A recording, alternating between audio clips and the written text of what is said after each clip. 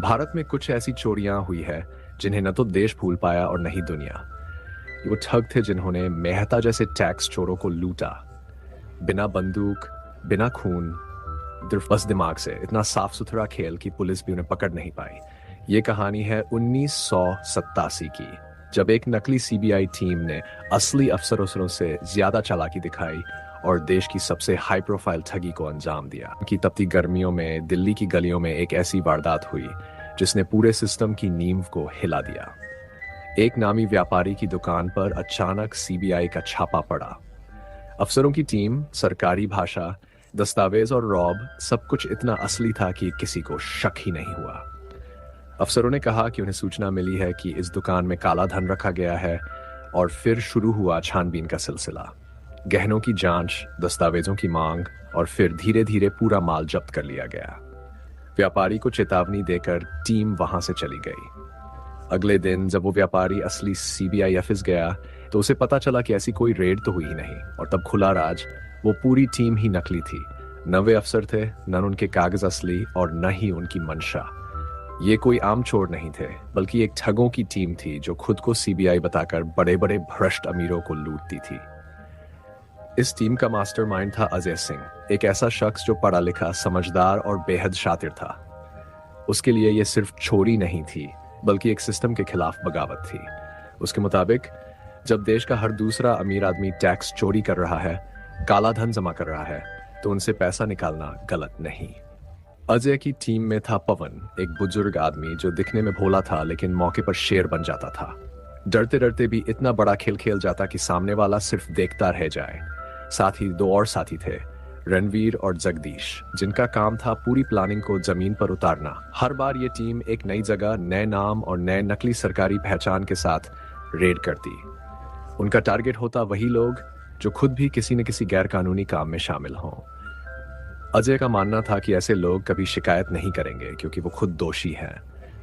Team ने मुंबई, दिल्ली, जयपुर और पटना जैसे कई शहरों में ये खेल खेला और हर बार कामयाब रहे। लेकिन हर खेल की एक सीमा होती है। असली सीबीआई को जब शक हुआ कि कोई उनके नाम पर खेल कर रहा है, तो मामला वसीम खान तक पहुंचा। वसीम एक ईमानदार और तेज दिमाग वाला अफसर था जो इस नकली टीम को पकड़ने के लिए किसी भी हद तक जाने को तैयार था। उसने एक जाल बिछाया।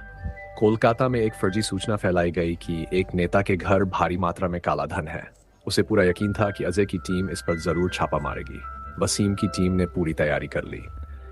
कोलकाता में सीबीआई की असली टीम तैनात हो गई। कुछ दिन बीते और जैसा वसीम ने सोचा था वैसा ही हुआ। नकली टीम वहां पहुंची। उन्होंने वही फॉर्मूला अपनाया, रेड, छानबीन और माल जब्त करना। लेकिन इस बार वसीम तैयार था। रेड के बीच में ही असली सीबीआई ने नकली टीम को घेर लिया। सबको लगा कि अब खेल खत्म, मास्टरमाइंड पकड़ा गया।